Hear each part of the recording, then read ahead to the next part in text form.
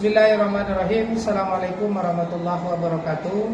Perkenalkan, nama saya Mustami, mahasiswa PPG Batch 1 tahun 2023. Ini adalah pembuatan video untuk melengkapi salah satu syarat UKIN. Terima kasih. Baik anak-anak sekalian, pada pagi hari ini kembali kita dipertemukan oleh Allah Subhanahu wa taala. Sebelum kita mulai belajar, seperti biasa kita baca doa dulu supaya kegiatan belajar kita pada hari ini diberkahi oleh Allah Subhanahu wa taala. Itu kepada ketua kelas silakan mengucapkan salam, kemudian kita berdoa bersama-sama. Silakan ketua kelas. Ista'iddu Fasallimu. Assalamualaikum warahmatullahi wabarakatuh. Waalaikumsalam warahmatullahi wabarakatuh. Iqra'ud doa. Bismillahirrahmanirrahim. Rabbi zidna ilman warzuqna fahman birahmatika ya arhamar rahimin. Apa kabar semua? Alhamdulillah, luar biasa. Allahu Akbar. Selamat pagi. Pagi. Allahu Akbar. Masya Allah, luar biasa ya. Baik, sebelum kita lanjutkan, kita absen dulu. Ahmad Rizky. Sehat Ahmad Rizky? Amelia Ramadhani. Sehat? Andra Firmansyah. Sehat? Alhamdulillah sehat. Aulia Syauki Syaurat. Sehat? Semalam pulang ya? Apa kegiatannya? Oh, bukan. Alia Azura. Sehat Alia? Bunga? Sehat Bunga? Nadia Putri. Sehat Nadia? Esti Sri Rahayu. Sehat Esti? Ica Badila. Sehat Ica? Alhamdulillah sehat. Kak Isa Linawi. Sehat? Kholisa. Sehat Kholisa? Alhamdulillah. Endikta. Sehat Endikta? Alhamdulillah. Lupi Hamza Wahyudi. Sehat Lupi? Alhamdulillah. Rafli Ardiansa. Sehat Rafli? Ma'rifatul Azam. Sehat Ma'rifatul Azam? Alhamdulillah. Agak lemas, masih belum sarapan ya? Fajar Saputra. Sehat Fajar? Sehat. Rahmania. Sehat Rahmania? Raja Aman. Sehat Aman? Tri Suci Setiawati. Sehat Tri Suci? Alhamdulillah. Alhamdulillah itu semua ya. Mudah-mudahan kita selalu diberi badan sehat oleh Allah Subhanahu wa taala. Amin amin ya rabbal. Assalamualaikum warahmatullahi wabarakatuh. Baik, untuk pagi hari ini sebelum kita masuk ke materi yang pada hari ini, minggu yang lalu kita sudah belajar tentang konsep fikih dalam Islam. Konsep fikih dalam Islam ada ruang lingkup fikih berbagai macam, ada muamalah, ada masalah ibadah. Maka pada pagi hari ini kita akan melanjutkan materi kita dari minggu yang lalu. Minggu ini dengan judul sejarah perkembangan fikih semenjak zaman Rasul sampai hari ini. Dan materi kita pada hari ini yaitu masalah sejarah perkembangan Islam, sejarah perkembangan fikih di dalam Islam. Maka untuk itu cermati video yang akan Ustaz putarkan ini baik-baik. Nanti antum akan Ustaz bagikan menjadi 4 kelompok dan kita akan mendiskusikan bersama-sama. Baik, kita mulai menyaksikan video sebagai berikut.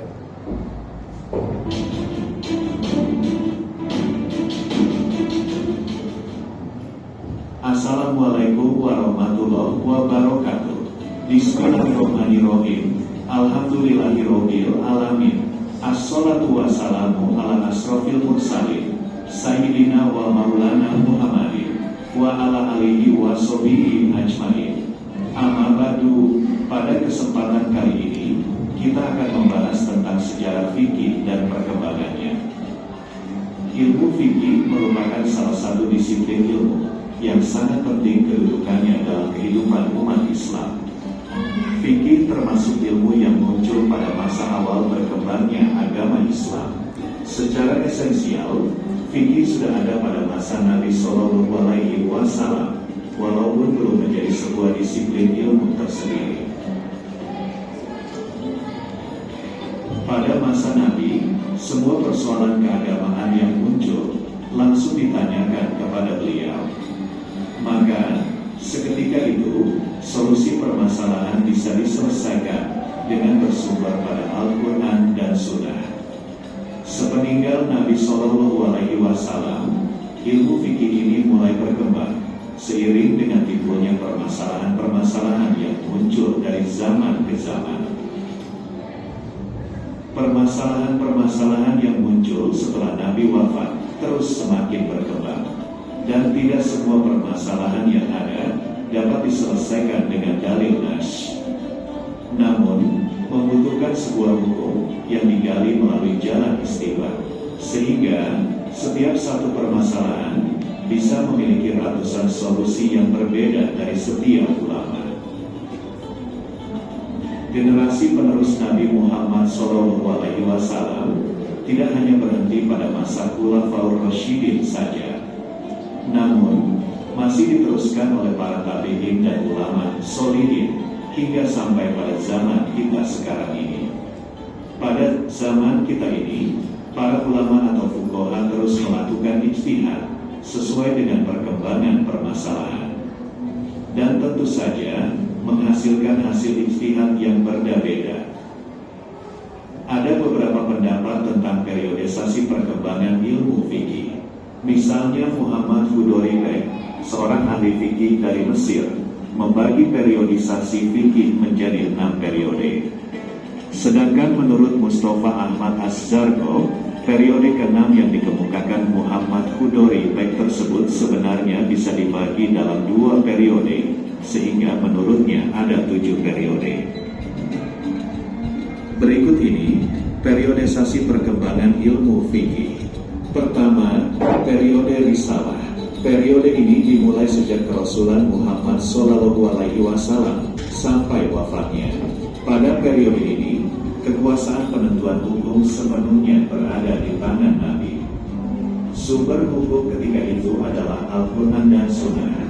Jika ada permasalahan dari para sahabat, akan dijawab oleh Nabi dan selesai permasalahannya. Periode awal ini dibagi menjadi periode Makkah dan periode Madinah. Pada periode Makkah, risalah Nabi Muhammad lebih banyak tertuju pada masalah akidah. Ayat hukum yang turun pada periode ini tidak banyak jumlahnya, dan itu pun masih dalam rangkaian mewujudkan revolusi akidah untuk mengubah sistem kepercayaan masyarakat jahiliyah menuju penghambaan kepada Allah semata. Pada periode Madinah, ayat-ayat tentang hukum turun secara bertahap. Pada masa ini, seluruh persoalan hukum diturunkan Allah, baik yang menyangkut masalah ibadah maupun muamalah. Oleh karenanya, periode Madinah ini disebut juga oleh ulama fikih sebagai periode revolusi sosial dan politik. Kedua, periode Al-Khulafaur Rasyidun. Periode ini dimulai sejak wafatnya Nabi Muhammad sampai Muawiyah bin Abu Sufyan memegang tampuk pemerintahan Islam pada tahun 41 Hijriah atau 661 Miladiyah. Sumber fikih pada periode ini, di samping Al-Quran dan Sunnah Nabi, juga ditandai dengan munculnya berbagai ijtihad para sahabat. Ijtihad ini dilakukan ketika persoalan yang akan ditentukan hukumnya tidak dijumpai secara jelas dalam nas. Pada masa ini, khususnya setelah Umar bin Khattab menjadi khalifah, ijtihad sudah merupakan upaya yang luas dalam memecahkan berbagai persoalan hukum yang muncul di tengah masyarakat. Lebih-lebih setelah wilayah Islam menjadi luas dan banyaknya pemeluk Islam.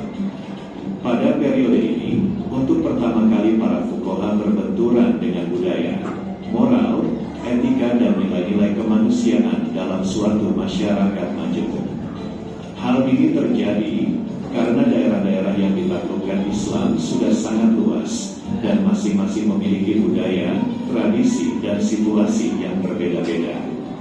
Dalam menyelesaikan persoalan-persoalan baru itu, para sahabat terlebih dahulu merujuk pada Al-Quran. Jika hukum yang dicari tidak dijumpai dalam Al-Quran, mereka mencari jawabannya dalam sunnah Nabi. Namun, jika dalam sunnah Rasulullah tidak dijumpai pula jawabannya, mereka melakukan ijtihad. Ketiga, periode awal pertumbuhan fikih. Masa ini dimulai pada pertengahan abad pertama sampai awal abad kedua Hijriah. Periode ketiga ini merupakan titik awal pertumbuhan fikih sebagai salah satu disiplin ilmu dalam Islam. Sejak menyebarnya para sahabat Nabi ke berbagai daerah, muncullah fatwa dan ijtihad hukum yang berbeda sesuai dengan situasi dan kondisi daerah tersebut. Seperti dicatat dalam sejarah, di Irak, Ibnu Mas'ud muncul sebagai fuqaha yang menjawab berbagai persoalan hukum yang dihadapinya di sana. Dalam hal ini, sistem sosial masyarakat Irak jauh berbeda dengan masyarakat Hijaz atau Makkah dan Madinah. Saat itu, di Irak telah terjadi pembauran etnik Arab dengan etnik Persia, sementara masyarakat di Hijaz lebih bersifat homogen. Dalam menghadapi berbagai masalah hukum, Ibnu Mas'ud mengikuti pola yang telah ditempuh Umar bin Khattab, yaitu lebih berorientasi pada kepentingan dan kemaslahatan umat, tanpa terlalu terikat dengan makna harfiah teks-teks suci. Sikap ini diambil Umar bin Khattab dan Ibnu Mas'ud karena situasi dan kondisi masyarakat ketika itu tidak sama dengan saat teks suci diturunkan. Sementara itu, Zaid bin Sabit dan Abdullah bin Umar bin Khattab atau Ibnu Umar yang bertindak menjawab berbagai persoalan hukum yang muncul di Madinah, dan Abdullah bin Abbas atau Ibnu Abbas dan sahabat lainnya yang bertindak menjawab berbagai persoalan hukum di Makkah lebih berpegang kuat pada Al-Quran dan hadis Nabi karena masyarakat kedua kota tersebut lebih homogen. Hal ini dimungkinkan karena di kedua kota inilah wahyu dan sunnah Rasulullah diturunkan, sehingga para sahabat yang berada di dua kota ini memiliki banyak hadis. Oleh karenanya, pola fuqaha Makkah dan Madinah dalam menangani berbagai persoalan hukum jauh berbeda dengan pola yang digunakan fuqaha di Irak. Keempat, periode keemasan. Periode ini dimulai dari awal abad kedua sampai pada pertengahan abad keempat Hijriah. Periode ini termasuk dalam periode kemajuan Islam pertama.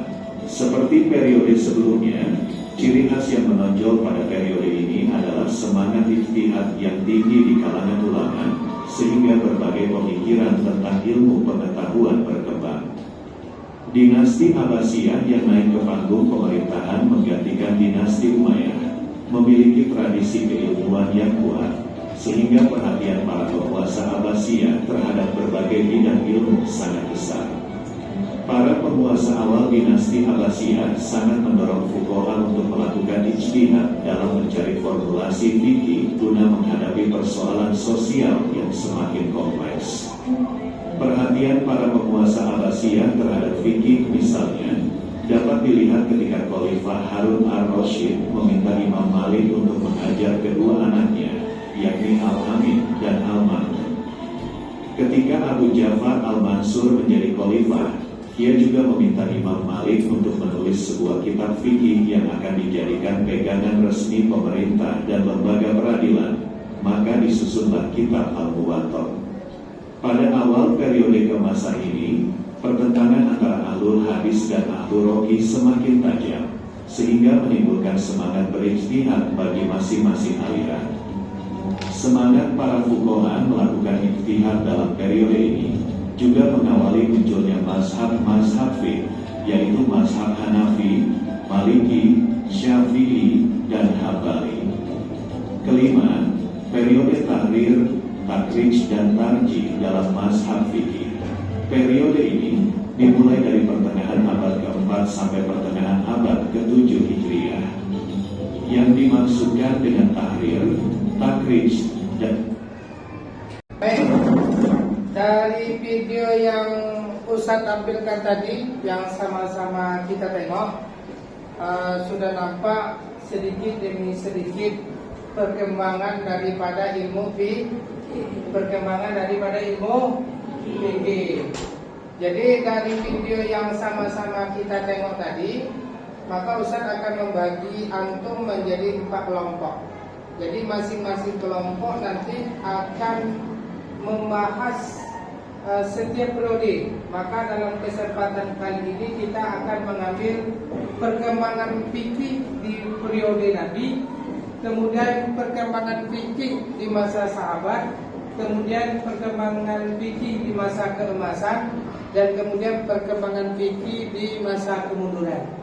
Nanti bikin baca bukunya, diskusikan secara sekelompok. Nanti masing-masing kelompok mempresentasikan hasil diskusinya. Paham?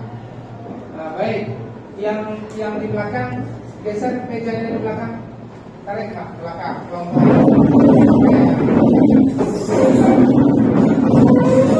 Yang si Baim sama Pak maju ke depan, arah ke belakang. Yang dua ini akan kursi depan, apa kelompok akan kursi depan.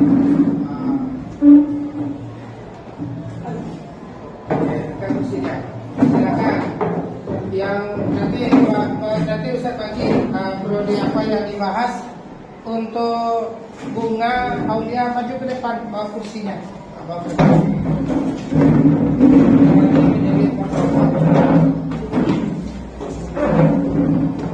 Kita masuk ke kursinya. Ya. Si Ella berikan ke belakang. Kita kursinya.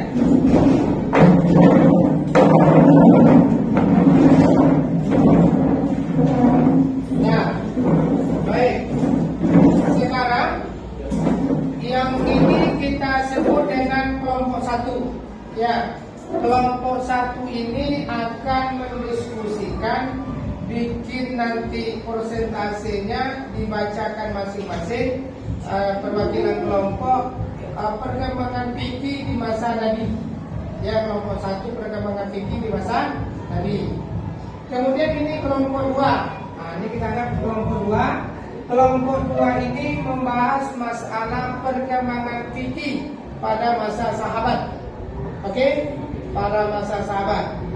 Kemudian yang di depan, kelompok bunga dan kawan-kawan, ini kelompok 3 yang akan nanti membahas perkembangan fikih pada masa keemasan. Perkembangan fikih di masa keemasan. Kemudian Ella dan kawan-kawan nanti membahas fikih pada periode kemunduran. Paham?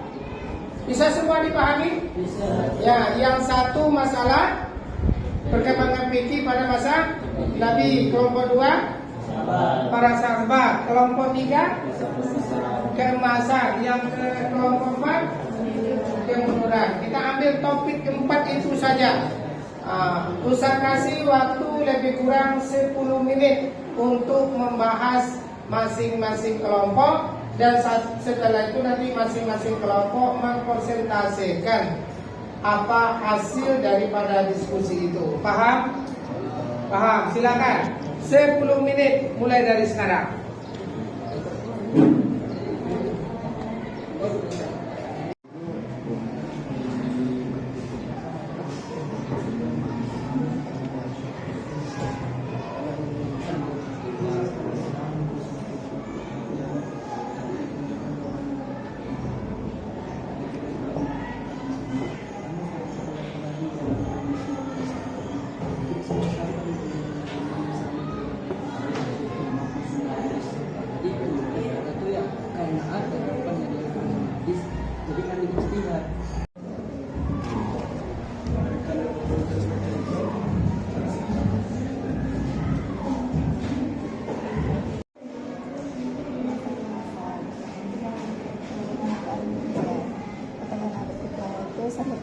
Jumat lebih kurang selama 250 tahun.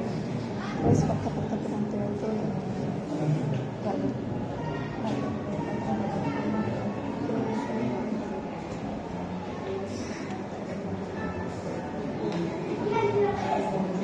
Baik, dan 10 menit ya sudah berlalu mendiskusikan masing-masing kelompok. Kelompok 1 membahas tentang perkembangan fikih pada periode Nabi. Kelompok 2 mendiskusikan perkembangan fikih pada masa sahabat. Kelompok 3 mendiskusikan perkembangan fikih pada periode keemasan. Dan kelompok 4 perkembangan fikih di masa kemunduran. Baik, untuk sekarang kita dengarkan persentase dari kelompok 1 kepada kelompok 1. Kami persilakan dengan segala hormat. Assalamualaikum warahmatullahi wabarakatuh. Waalaikumsalam warahmatullahi wabarakatuh. Kami dari kelompok 1 akan mempresentasikan hasil diskusi kami, yang mana yaitu perkembangan fikih pada zaman periode Nabi Shallallahu Alaihi Wasallam. Pada zaman Nabi Shallallahu Alaihi Wasallam, Nabi mengembangkan fikih di kota Mekah selama 13 tahun. Setelah 13 tahun Nabi mengembangkan fikih di kota Mekah, lalu Nabi hijrah ke kota Madinah. Mulai dari Nabi hijrah pada tahun 622 Masehi hingga wafatnya Nabi Shallallahu Alaihi Wasallam. Di saat itulah Nabi Shallallahu Alaihi Wasallam mengembangkan fikih di kota tersebut. Beberapa poin-poin yang terjadi pada zaman Nabi Shallallahu Alaihi Wasallam mengembangkan fikih di kota Mekah dan Madinah, yaitu yang pertama, ayat-ayat hukum berangsur-angsur mulai turun, yang mana di kota Mekah diturunnya hukum-hukum yang berkaitan tentang akidah. Lalu di kota Madinah turun hukum-hukum ibadah dan muamalah. Selanjutnya pada zaman Nabi Shallallahu Alaihi Wasallam, fikih bersifat praktis dan realistis karena Nabi Shallallahu Alaihi Wasallam masih ada pada saat itu. Lalu Nabi Muhammad Shallallahu Alaihi Wasallam juga sebagai faqih dan mujtahid, tempat bertanya ketika ada masalah para sahabat. Dan yang terakhir, sumber hukum langsung dari Al-Quran dan dijelaskan oleh sunnahnya Nabi Shallallahu Alaihi Wasallam. Mungkin sekian presentasi kami. Lebih dan kurang kami mohon maaf. Wabillahi taufiq wal hidayah. Assalamualaikum warahmatullahi wabarakatuh. Baik, kita kasih tepuk tangan untuk kelompok 1. Baik, kita ucapkan terima kasih kepada kelompok 1 yang sudah mempresentasikan tentang perkembangan fikih pada periode Nabi. Sekarang kita dengarkan pula kelompok 2 yang akan mempresentasikan perkembangan fikih di masa sahabat. Baik, kepada kelompok 2 kita persilakan dengan hormat, dan kelompok lain supaya menyimak dan memperhatikan. Baik, kelompok 2 dipersilakan. mulai. Bismillahirrahmanirrahim. Assalamualaikum warahmatullahi wabarakatuh. Waalaikumsalam warahmatullahi wabarakatuh. Baiklah, berdirinya saya di sini untuk menyampaikan hasil presentasinya kami, yaitu perkembangan ilmu fikih periode sahabat. Jadi perkembangan ilmu fikih pada periode sahabat terjadi pada tahun 11 Hijriah sampai 100 Hijriah, yang mana wilayah Islam semakin meluas. Maka timbullah materi-materi dan teori hukum belum tersebar luas di kalangan masyarakat Muslim yang semakin menyebar. Lalu timbul permasalahan, hukum semakin kompleks dan tidak ditemukan jawabannya dalam Al-Quran dan hadis. Maka ada ketentuannya dalam Al-Quran dan Sunnah, namun sudah tidak relevan lagi dengan kondisi pada saat itu. Maka tidak semua sahabat mempunyai pemahaman yang sama terhadap makna ayat-ayat hukum maupun Sunnah Nabi. Maka sumber hukum pada masa itu adalah Al-Quran, Sunnah Nabi dan ijtihad. Maka ketika jawabannya tidak ditemukan dalam Al-Quran dan hadis, maka para sahabat berkumpul untuk melakukan ijtihad. Maka muncullah dua aliran besar, yaitu Ahlul Hadis dan Ahlul Ra'yi. Mungkin sampai di sini yang dapat kami sampaikan. Lebih kurang kami mohon maaf. Assalamualaikum warahmatullahi wabarakatuh. Waalaikumsalam warahmatullahi wabarakatuh. Kasih tepuk tangan untuk kelompok 2. Baik, terima kasih kita ucapkan kepada kelompok 2 yang sudah mempresentasikan perkembangan fikih dalam periode masa sahabat. Sekarang kita dengarkan kelompok 3 yang akan menyampaikan hasil diskusinya tentang perkembangan ilmu fikih pada periode keemasan.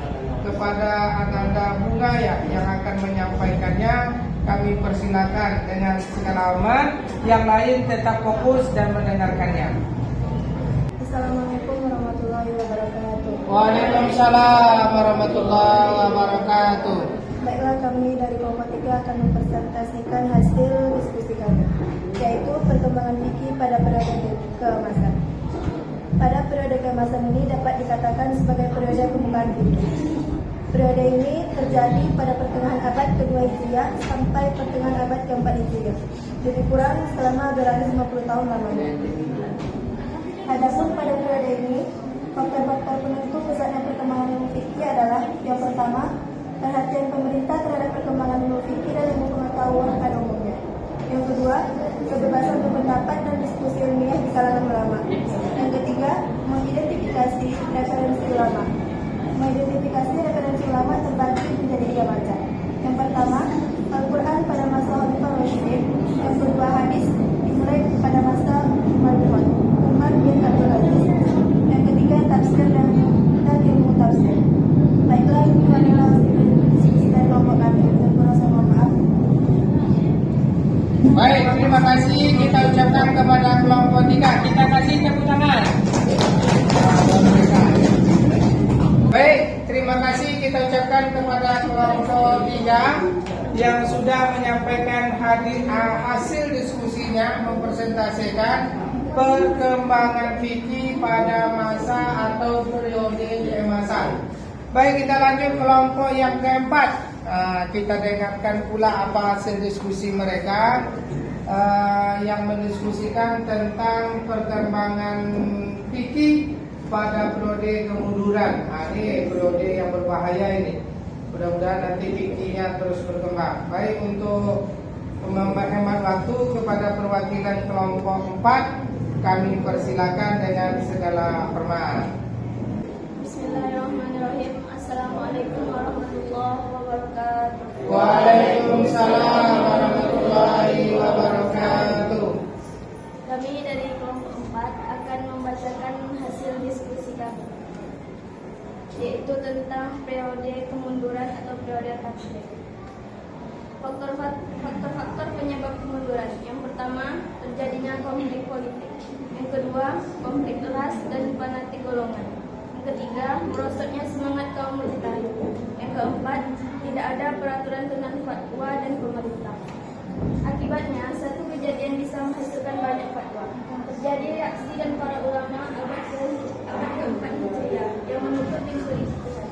Hanya boleh memilih mazhab yang dianutnya saja, sehingga ulama yang berani berijtihad dianggap sesat. Demikian hasil diskusi kami. Wassalamualaikum warahmatullahi wabarakatuh. Waalaikumsalam warahmatullahi wabarakatuh. Kita kasih tepuk tangan ke kelompok 4. Baik, setelah kita mendengarkan hasil diskusi masing-masing kelompok tadi tentang sejarah perkembangan ilmu fikih, kita ambil ada 4 periode ya. Periode yang pertama periode Nabi, periode Nabi. Yang kedua periode sahabat. Yang kedua periode keemasan. Yang keempat adalah periode kemunduran. Maka kalau kita tengok ananda sekalian, periode-periode masing yang ananda bahas tadi, kita bisa tengok. Bisa tengok nih di papan tulis ada slide. Bisa ditengok periode masa Nabi, bahwa yang didiskusikan oleh kelompok 1 tadi, bahwa Islam itu atau fikih itu di masa Nabi di kota Mekah lebih kurang 13 tahun. Kemudian di Madinah itu mulai Nabi hijrah sampai Nabi wafat. Kemudian di situ ayat-ayat hukum mulai beransur-ansur turun. Yang kedua, fikih bersifat praktis dan realistis. Kemudian Nabi Muhammad sebagai faqih. Faqih itu artinya apa ya? Tokoh fikih, ya, seorang faqih. Jadi Nabi Muhammad itu langsung menjadi seorang tokoh fikih. Dia langsung menjadi mujtahid karena yang menjadi sumber hukum ketika itu hanyalah Al-Quran dan hadis Nabi. Al-Quran yang diturunkan Allah, terus pendapat Nabi atau disebut sekarang dengan hadis Nabi. Itulah perkembangan fikih yang diawali di masa Nabi. Kemudian di kelompok 2 yang membahas tentang periode sahabat, bahwa di periode ini materi-materi hukum belum tersebar luas di kalangan, semakin menyebar. Maka di masa sahabat ini mulailah perkembangan fikih ini beransur-ansur sedikit berkembang, karena mereka beracuan kepada Al-Quran dan hadis Nabi. Al-Quran, karena mereka sahabat. Siapa yang dikatakan sahabat?